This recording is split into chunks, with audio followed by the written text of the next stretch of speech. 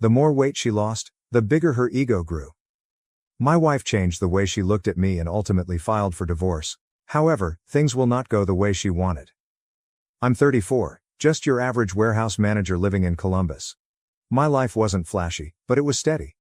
I had a good job, a nice house, and I was married to Carla. We'd been together for 5 years, married for 3, and I thought we had a decent thing going. Sure, we weren't that lovey-dovey couple from TV. But we made it work. Bills got paid, we had our date nights, and the occasional argument was just normal marriage stuff, or so I thought. About 6 months ago, Carla decided to go on a big fitness journey. It came out of nowhere, but I was on board. She joined this upscale gym downtown that honestly looked more like a spa than a gym. She got herself a personal trainer, Justin, and suddenly started talking about meal prep, macros, and detox plans. I didn't mind. In fact, I encouraged her. I mean, everyone deserves to feel good about themselves, right?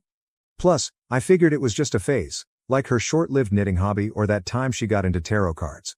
At first, I even pitched in to help her. I started taking on more of the chores, dishes, laundry, groceries, so she'd have more time to focus on her workouts. I thought it was a way to show her I cared, but slowly things started to shift, and not in a good way.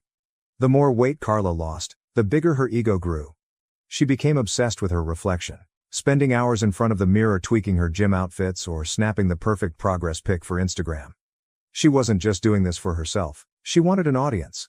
I remember this one time when I suggested we watch a movie together. It was Friday night, and I thought we could relax like old times. She scoffed. "Dave, I don't have time to sit around. I have goals to crush." Goals? What goals? We weren't talking about running a marathon or climbing Mount Everest. She was just lifting weights and drinking green sludge. But whatever, I shrugged it off. Maybe I was being the unreasonable one. Then came the morning. It started like any other. I was half asleep, nursing my coffee before heading to work, while Carla was downing her usual kale spinach disaster smoothie. She was dressed in her workout gear, scrolling through her phone like her life depended on it. Out of nowhere, she says, "I deserve more in life." I looked up, still groggy. "Huh? More of what?" She put her smoothie down and stared at me all serious. "This marriage is holding me back, Dave. I'm filing for divorce." I swear I thought it was a joke. I even laughed, thinking she was messing with me, but she wasn't laughing. Her face was stone cold. "I've outgrown this," she said, like I was some outdated piece of furniture she was ready to toss. "You wouldn't understand." I sat there completely blindsided. My wife, the woman I'd shared years of my life with, just dropped this on me like it was no big deal. I tried to process her words, but all I could feel was this mix of shock and anger boiling in my chest. "What do you mean you've outgrown this?" "Outgrown what?" She sighed, like I was a child asking too many questions. "Dave, I've been working on myself, trying to be the best version of me, and frankly, this life doesn't match my potential anymore. I want more than this house, this routine, you." Her words hit me. She didn't even sugarcoat it. I was part of the problem in her eyes. The life we'd built together wasn't good enough for her anymore. She grabbed her gym bag and walked out the door without so much as a goodbye. I sat there, staring at the half-empty glass of green sludge she left behind, wondering what the hell just happened. That day at work was a blur. I went through the motions, but my mind was stuck on Carla. Was this real? Was she actually leaving me? We'd had arguments before, sure, but divorce? It felt so sudden, so calculated, and the way she said it, like she'd been rehearsing this speech for weeks, made it clear she'd already made up her mind. Over the next few days, the cracks in our marriage became glaringly obvious. She barely spoke to me unless it was about dividing up the house or setting up mediation. She started staying out late, claiming she was at the gym or with friends. Her phone was glued to her hand, and her Instagram was blowing up with selfies and captions like "New chapter, who this?" and "Living my best life." Every post was a slap in the face, a reminder that she'd already moved on mentally, even if the papers weren't signed yet. One night, while scrolling through my own social media, I noticed she deleted every picture of us. Wedding photos gone, anniversary posts erased. It was like I'd been scrubbed from her life entirely. Meanwhile, her new posts were racking up likes and comments from people hyping her up. "You're glowing. Such an inspiration." It made me sick. None of these people knew the real Carla or what she was putting me through. Another night, I overheard her on the phone while I was getting ready for work. She was in the kitchen, talking to someone in that fake sugary voice she used when she wanted something. "Yeah, I just feel so free now," she said. I'm finally doing what makes me happy. She paused, then giggled. He doesn't even get it. He's stuck in the past. That was the moment it hit me. Carla wasn't just leaving me, she was reinventing herself, and I was the anchor she was cutting loose. But here's the thing, I'm not the kind of guy to just roll over and take it. She thought she could steamroll me and walk away with everything, but she was in for a rude awakening. This was only the beginning, and if Carla wanted a fight, she'd get one. But wait, it gets worse. One afternoon, I'm grabbing lunch at this cafe near work. I'm minding my business, scrolling through my phone when I overhear these two dudes at the next table. They're talking about some fitness babe they found online. I didn't pay much attention until one of them said her name, Carla. My stomach dropped. They were laughing, talking about how she had some premium content she was promoting. At first, I thought, no way, not Carla. But then one of them showed her Instagram on his phone. It was her, my Carla. They went on about how she'd started teasing an OnlyFans account, posting links in her bio like, for the real workouts. My blood boiled. This wasn't just some fitness phase. She was using her newfound freedom to become a full-blown thirst trap for money. When I got home, I confronted her. She was sitting on the couch, scrolling through her phone like nothing had happened. Carla, I said, trying to keep my cool. What the hell is this OnlyFans thing I'm hearing about? She looked up, completely unfazed. It's my body, Dave. My choice, and it's none of your business anymore. I couldn't believe her nerve. None of my business? We're still married. You're out here selling yourself on the internet while I'm trying to hold our lives together. She rolled her eyes, like I was some outdated fossil who just didn't get it. It's not selling myself, it's content creation. Plenty of people do it. Besides, it's not like you're paying my bills anymore. That's when it hit me. Carla didn't just want a divorce, she wanted a whole new life, one where she was the star, the main character, and I was just some extra she'd written off. She wasn't embarrassed or apologetic. If anything, she was proud, like she'd finally found her true calling as an online spectacle. Over the next few weeks, her antics escalated. She started dressing like she was auditioning for a reality show. Tight dresses, sky-high heels, makeup caked on like frosting. Every time she walked out the door, she looked like she was heading to some red carpet event, not the grocery store. And the captions? They got worse. Living my truth, no more holding back, and the one that made me want to throw my phone. She's not a wife anymore, she's a force of nature. The audacity. While Carla was out playing celebrity, I was stuck dealing with the fallout, lawyers, paperwork, etc. But Carla wasn't as untouchable as she thought. My lawyer, Steve, absolute legend, had been doing some digging. Turns out, she's been seeing a gold digger, but with a gym membership. I think you could guess whom I'm talking about. Stay tuned, folks. Things are about to get messy. I'll update you as sappy. Update 1. What's up again, Reddit? It's Dave, your favorite soon-to-be divorced dude with a front-row seat to my ex's drama-fueled glow-up disaster. If you've been keeping up, you know my wife, Carla, decided she was too good for this life, left me high and dry, and has been parading around town like she's some fitness celebrity. But let's talk about the guy who's been fueling this whole mess, Justin. Yep, her personal trainer. Real original, right? The second I heard his name, I knew this wasn't just some innocent trainer-client relationship. Justin was the type of guy you'd expect to see on a reality dating show. Shredded, spray-tanned, and about as deep as a puddle. He was all charm, muscles, and smirks, like he walked out of a bad rom-com. Carla wasn't subtle about their connection either. One day, she strutted in the house after her workout, practically glowing. Justin says I'm the strongest I've ever been, she bragged, not even looking at me. Yeah, Carla, I'm sure Justin also told you he's never trained anyone like you before because that's his script. A few weeks later, she stopped pretending it was just workouts. She started dropping his name in casual conversations. Justin's taking me to this new vegan restaurant, or Justin said this protein powder is life-changing. Meanwhile, I'm standing there like, do I look like I care? But Carla wasn't just name-dropping, she was flaunting him like he was her prize. Word spread fast. Friends started texting me with sightings of Carla and Justin all over town. They were holding hands, laughing, and acting like some Instagram couple of the year. Carla didn't even try to hide it. One night, she came home bold as ever and said, just so you know, Justin and I are dating now. I think it's time you accept that. Oh, I accepted it, all right. Accepted that my wife had turned into a full-blown caricature of entitlement. She'd already mentally divorced me, so what did it matter to her if she added a public affair to her resume? The more I learned about Justin, the more my blood boiled. He wasn't just your average gym bro, this guy had a history. My lawyer, Steve, who deserves a damn medal at this point, did some digging and found out Justin had pulled this stunt before. Twice, actually. He had a pattern. Find a married woman, pump her up with compliments and validation, and encourage her to leave her husband. Then, once the dust settled and the money wasn't flowing, he'd vanish like Houdini. Justin was a professional homewrecker. It wasn't love, it was a hustle. He hyped these women up, made them feel invincible, and rode their wave until it wasn't convenient anymore. And Carla? She was the perfect mark. She craved attention and validation like a fish craves water. Justin had her wrapped around his finger, and she didn't even see it? The worst part was how smug he was about it. I heard from mutual acquaintances that Justin was already talking about their big plans. He apparently told someone, once the divorce is finalized, Carla and I are going to build an empire. Empire? Dude, you're a trainer, not a tech mogul.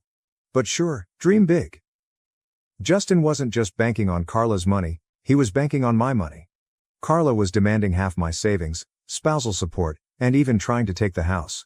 She thought she could waltz into court, play the victim, and walk away with a golden ticket for her and Justin's new life. Little did she know, my lawyer had receipts, and I wasn't about to roll over. Let me paint you a picture of what Carla and Justin looked like as a couple. Imagine a guy who only owns tank tops standing next to a woman who suddenly thinks she's a Kardashian. They were all over social media, posing in front of fancy cars, not theirs, and tagging themselves at expensive restaurants. I'm guessing Carla was footing the bill. It was like they were trying to scream, "Look at us! We're winning!" But to anyone with half a brain, it was clear they were overcompensating. Their relationship wasn't without cracks though. Justin's over-the-top personality started to clash with Carla's growing diva complex.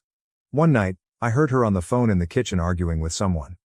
"I don't care what your exes said about you, Justin, you're with me now, and I deserve better than your baggage."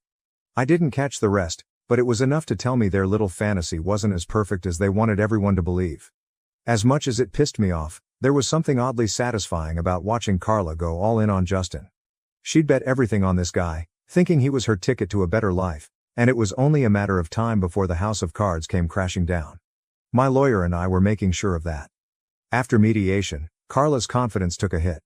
She walked into that room acting like Beyoncé and walked out looking like a deer in headlights. It was beautiful. Justin, her ever-loyal hype man, didn't even try to comfort her, he just sulked behind her, scrolling on his phone. That was my first clue that their little empire wasn't as solid as Carla wanted everyone to believe. But let's rewind a bit. Mediation wasn't just a setback for Carla, it was a disaster. She thought she was going to come in, cry a little, and walk out with the house, half my savings, and spousal support. Carla's lawyer painted this picture of her as the underappreciated wife who sacrificed everything for my mediocre dreams. You know, mediocre dreams? I've been working my ass off at this warehouse job for years. Steve, my lawyer, was ready. He had spreadsheets, screenshots, and even credit card statements to back me up. Carla had been burning through our joint account for months before she filed for divorce. We're talking luxury spa days, designer clothes, and $200 dinners while I was eating leftovers and trying to figure out what went wrong. Steve made sure the court saw every penny she wasted. Then came Justin's skeletons. His past affairs, his pattern of sweet-talking married women, and how he always bailed when the money didn't flow like he expected. The cherry on top? Steve found messages from one of Justin's exes warning Carla to be careful. Of course, Carla didn't listen. She thought she was different. Justin's smirk was gone too. In fact, he looked downright uncomfortable. He probably realized his little scam was unraveling in real time. Carla tried to defend him, saying, "Justin isn't like that anymore." But the evidence was stacked against them. The judge wasn't buying their act. By the end of the session, it was clear Carla wasn't going to walk away with the fortune she thought she'd get. Justin looked like he was already planning his exit strategy. After mediation, Carla started acting off. She wasn't as smug anymore. She still tried to post her motivational nonsense on Instagram, but the captions got desperate. Instead of living my best life, it was stuff like, "Growth isn't always easy, but it's worth it." Yeah, sure, Carla, keep telling yourself that. Justin, on the other hand, was showing his true colors. He was still around, but he wasn't as present as Carla made him out to be. He started skipping out on their public appearances, no more hand-holding at fancy restaurants or couple goals gym pics. Word got around that he was already flirting with one of his other clients, a younger woman who apparently didn't come with Carla's baggage. Typical. One night, Carla came home late. I was still living in the house with her at the time because legally I couldn't kick her out, and she stumbled in looking absolutely drained. I didn't say a word. I just sat there on the couch watching her. She plopped her designer bag on the counter and sighed dramatically, like she wanted me to ask what was wrong, but I wasn't playing that game. I just went to my room. The next morning, Carla tried to act like everything was fine. She walked around the kitchen making one of her kale smoothies, but her usual smugness was gone. "Justin's been busy with his clients," she said out of nowhere. I didn't respond. I knew she wanted me to bite, to ask about him, but I wasn't giving her the satisfaction. A week later, the real drama started. I got a call from Steve. Apparently, Carla had filed some last-minute paperwork trying to claim more assets. She wanted emotional compensation for the stress I'd caused her during the marriage. Yes, you read that right. Carla thought she could get more money by blaming me for her midlife crisis. I couldn't believe the audacity. Steve, being the legend that he is, had already prepared for this nonsense. He filed a countersuit showing how Carla had drained our accounts and emotionally manipulated the situation to her advantage. He even included her Instagram posts as evidence. The captions alone were gold. Proof that she wasn't some stressed-out victim but a self-absorbed diva living her best life at my expense. Around this time, Justin officially went MIA. He stopped showing up to their gym sessions, stopped answering her calls, and even blocked her on Instagram. Yes, blocked. Carla was losing it. I could hear her pacing around the house, calling him over and over. "Justin, call me back, we need to talk." She sounded desperate, and honestly, it was satisfying. Eventually, one of her friends spilled the tea. Justin had moved on to another client, someone younger, flashier, and most importantly, not tied up in a messy divorce. Carla was devastated. She tried to play it cool, posting cryptic quotes like, "Sometimes people aren't who they seem," and, "You can't build an empire with someone who's playing games." But everyone knew what had happened. Her perfect man had bailed the second things got tough. This was when Carla's entitlement really started to crumble. She stopped going to the gym. Her once glamorous outfits were replaced by sweats and messy buns. She even stopped posting on Instagram for a while, which was honestly shocking. It was like her entire identity had been tied to Justin and the fantasy of their new life, and without him, she didn't know what to do. One evening, she tried to talk to me. "Dave," she said, standing in the doorway of the living room, "I think we need to reevaluate everything. This divorce it's been hard on both of us." I stared at her, waiting for the punchline. "What are you getting at, Carla?" She sighed dramatically, like she was the victim here. "I just think maybe we rushed into all of this. I mean, we had good times, didn't we?" I almost laughed. "Carla, you filed for divorce. You told me I was holding you back, remember? Now that Justin's gone, you're having second thoughts? Unbelievable." She tried to play the sympathy card, talking about how lonely she was and how much she'd sacrificed for this marriage, but I wasn't buying it. "Carla," I said, cutting her off. "You made your bed. Now lie in it." Carla's little fantasy world was falling apart, and I didn't have to lift a finger. Karma was doing all the work. That's it for now, Reddit. I'll update you after the final court decision, and trust me, you won't want to miss it. Update 2. Hey Reddit, Dave back again. You've stuck with me this long, so get ready for the grand slam of this whole mess. If you've been keeping up, Carla, my ex-wife, thought she could dive into court, take everything, and start her new life with Justin, her personal trainer. But karma came calling, and now we're in the final stretch. Let me tell you how the courtroom drama played out and why Carla probably wishes she'd never stepped foot in there. Court day finally rolled around. Carla walked in, but it wasn't the usual diva strut I'd gotten used to. No designer blazer, no smug grin, just her and her lawyer looking about as confident as a pair of kids walking into detention. She must have known things weren't going to go her way. The energy was off, and honestly, I loved every second of it. On the other side, there I was with Steve, my lawyer. He came prepared, carrying a binder so thick it could have doubled as a doorstop. I wasn't nervous. At this point, I had nothing to lose.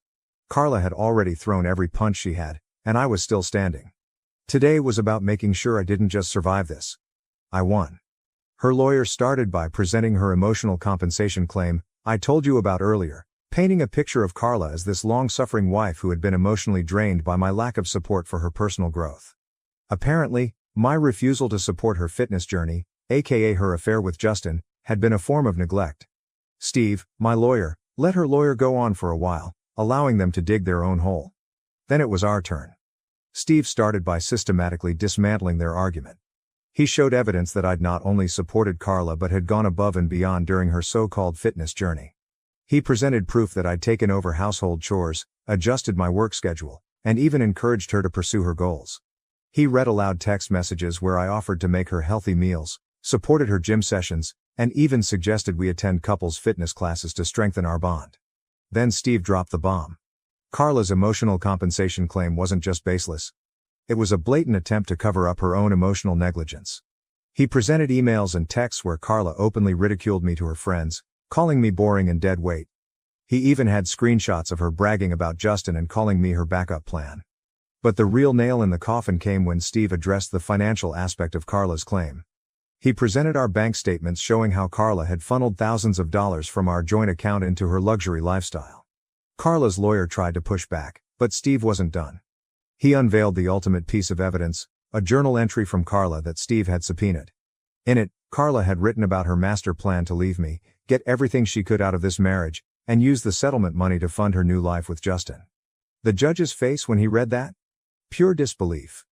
The courtroom was dead silent as the judge flipped through the paperwork, his stern expression growing heavier with each page. Carla sat next to her lawyer, visibly tense, her polished nails nervously drumming against the table. Her confidence, which she had flaunted so boldly in mediation, had evaporated into thin air. Across from her, I sat with Steve, my lawyer, feeling a mix of anticipation and satisfaction. This was it. The moment everything Carla had spun into her narrative would unravel. The judge began by addressing Carla's emotional compensation claim. "Mrs. Patterson," he said, his voice steady but firm, "your request for emotional compensation lacks any substantive evidence." He paused, letting the words sink in before continuing. "While emotional distress is a valid consideration in some cases, this court requires clear and demonstrable proof. Your claims are based on subjective feelings, not facts." He turned his attention to Steve's counterarguments. He recounted the text messages, bank statements, and Instagram captions that painted a starkly different picture from the one Carla and her lawyer had tried to present. "Mr. Patterson," the judge said, addressing me for the first time, "you've demonstrated a clear and consistent pattern of support for your wife during the marriage. The evidence provided shows no indication of emotional neglect. In fact, it suggests the opposite. You went above and beyond to accommodate her needs and aspirations." Carla's lawyer tried to interject, stumbling over an objection that the evidence was taken out of context. The judge silenced him with a raised hand. "The context is clear, counselor. Let's move on." Next, the judge turned to the financial aspect of the case. He methodically reviewed the evidence Steve had presented. "Mrs. Patterson," the judge said, his tone growing colder, "you withdrew over $223,000 from your joint accounts in the period leading up to this divorce filing. These funds were not used for household expenses or shared needs. Instead, they were spent on luxury items, high-end dining, and personal indulgences. The court finds this behavior irresponsible and in direct violation of your marital financial obligations." Carla squirmed in her seat, her face flushing a deep red. Her lawyer attempted to downplay the spending, claiming it was part of her coping mechanism during a difficult time. The judge was unimpressed. "Coping mechanisms do not justify financial recklessness," he said sharply. Then came the house. Carla had confidently argued she was entitled to half of it, claiming she had contributed emotionally, if not financially, to its upkeep. Steve was ready for this. He provided records showing I had paid the mortgage in full, maintained the property, and even handled renovations. All while Carla contributed nothing. The judge didn't mince words. "The house will remain the property of Mr. Patterson," he declared. "Mrs. Patterson, you have no financial claim to it based on the evidence presented." Carla's jaw dropped. Her lawyer whispered something in her ear, but she waved him off, too stunned to respond. The judge wasn't done. "Furthermore," he continued, "due to the unauthorized use of marital funds, Mrs. Patterson is ordered to reimburse Mr. Patterson in the amount of $23,750. You could have heard a pin drop. Carla's lawyer slumped in his chair, visibly defeated. Carla herself looked like someone had knocked the wind out of her. Her carefully curated narrative had collapsed in spectacular fashion, leaving her with nothing but the consequences of her actions. The ruling was final. No appeals, no loopholes. The judge closed his folder and said, "This court is adjourned." I leaned back in my chair, a wave of relief washing over me. Justice had been served, and for the first time in months, I felt like I could breathe again. Leaving the courtroom, the tension in the air was palpable. Carla's lawyer was already packing up his briefcase, avoiding eye contact with anyone. Carla trailed behind him, her head hanging low. For someone who had strutted into this process with the confidence of a reality TV star, she now looked utterly defeated. Steve patted me on the back as we walked out. "We did it," he said with a small smile. I nodded, grateful for his work. He not only defended me but also exposed the truth behind Carla's manipulative tactics. As I exited the courthouse, I couldn't help but glance back at Carla. She was still standing there, staring blankly at the floor. For a brief moment, I felt a twinge of pity, but it quickly faded. She had orchestrated this chaos, and now she was facing the consequences. Over the next few days, the fallout of the ruling became glaringly obvious. Carla was ordered to vacate the house within 30 days, and I made sure to enforce it. She tried to stall, claiming she needed more time to get her affairs in order, but I didn't budge. I reminded her that she'd had plenty of time to prepare while she was busy flaunting her affair with Justin. But grudgingly, she packed up her things and moved out. Watching her leave that final day was oddly satisfying. She loaded her designer luggage into an old car one of her friends had apparently loaned to her and drove off without so much as a goodbye. The house, once filled with tension and resentment, suddenly felt peaceful. Carla's financial situation spiraled quickly. Without access to my income or the marital funds she'd been draining, she was left to fend for herself. She tried to sell off some of her designer clothes and handbags, but it wasn't enough to cover the debt she owed me. Word got around that she was borrowing money from friends who were quickly growing tired of her sob stories. As for Justin, he still vanished entirely. He didn't return her calls or messages. One night, about 2 weeks after the ruling, Carla showed up at the house unannounced. I opened the door to find her standing there, her once flawless appearance replaced by messy hair and tired eyes. She looked like she hadn't slept in days. "Dave," she said softly, her voice cracking. "Can we talk?" I stepped outside, closing the door behind me. "What do you want, Carla?" She hesitated, wringing her hands. I wanted to say I'm sorry for everything. I made mistakes, big ones. I let Justin manipulate me. I got caught up in this fantasy, and I ruined everything." Her words sounded rehearsed, but the desperation in her eyes was real. She wasn't here to apologize out of genuine remorse. She was here because she had nowhere else to turn. "I don't know what you expect me to say," I replied, my tone calm but firm. "You made your choices. You chose Justin. You chose to try and take everything from me, and now you're dealing with the fallout." Tears welled up in her eyes. "I just can't. Can we at least be civil? Maybe start over? I have nothing, Dave. I'm lost." I stared at her for a moment, feeling nothing but resolve. "Carla, I gave you everything. My support, my trust, my love, and you threw it all away. You don't get to come back now and ask for a second chance. That's not how this works." She broke down, sobbing on my porch, but I didn't flinch. After a moment, I stepped back inside and closed the door, leaving her outside with her regrets. Since that day, I've moved on. As for Carla, I've heard through the grapevine that she's still struggling to get back on her feet. She's burned bridges, lost friends, and is now facing the reality of her own choices. Sometimes karma doesn't just knock on the door, it kicks it down, and for Carla, it left her with nothing but the consequences of her actions.